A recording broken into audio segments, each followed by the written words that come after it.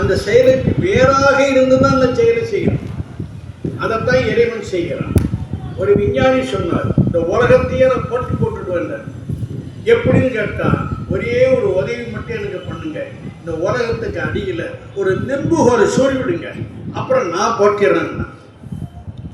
அப்போ என்ன பொருள்னா, ஒரு பொருளை செய்ய வேண்டும் என்றால் பொருளுக்கு வேறாக இருந்து அந்த பொருளை இயக்கணும்.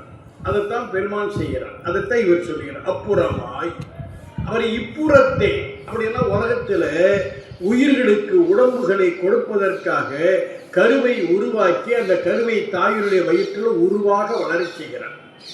அப்படி வளர்க்கின்ற பெருமான் இருக்கிறான, அந்த உடம்பை பெற்ற உயிர்கள் எல்லாம் வளர்ந்து வளர்ந்து பக்குவம் பெறுகின்ற பொழுது அவனே ஆட்கொள்ள வருகிறார். எப்படி வருகிறான் என்றால், மறுவார் மலர்குழல் மாதினொடும் வந்தருளி இறைவியோடு பெருமான் எழுந்தருளுகிறார். ஏன் என்று பார்க்கணும். இறைவி என்றால் இயல்பு, ஞானம் என்று பொருள். ஞானத்தினுடைய உருவகம்தான் இறைவி. இறைவின்னு தனியாக ஒரு பொருள் கிடையாது. ஏனெனில் இயல்பு இல்லாமல் பொருள் இல்லை, பொருள் இல்லாமல் இயல்பு இல்லை. அந்த வகையில் நாம் பார்க்கணும்.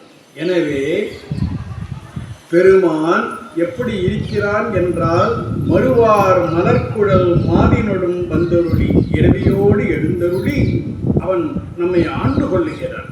எப்படி? அருவாய் மறைவயல் அந்தனாய். இறைவன் உள்ளபடியே எங்கு எழுந்தருளி இருக்கிறான் என்றால் பரத்தில் எழுந்தருளி இருக்கிறான். பரம் என்ற சொல்லுக்கு என்ன பொருள்? மேலே என்று பொருள்.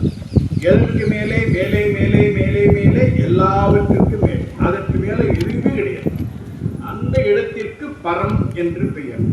அந்த பரத்தில் பெருமான் எப்படி இருக்கிறான்? பரனா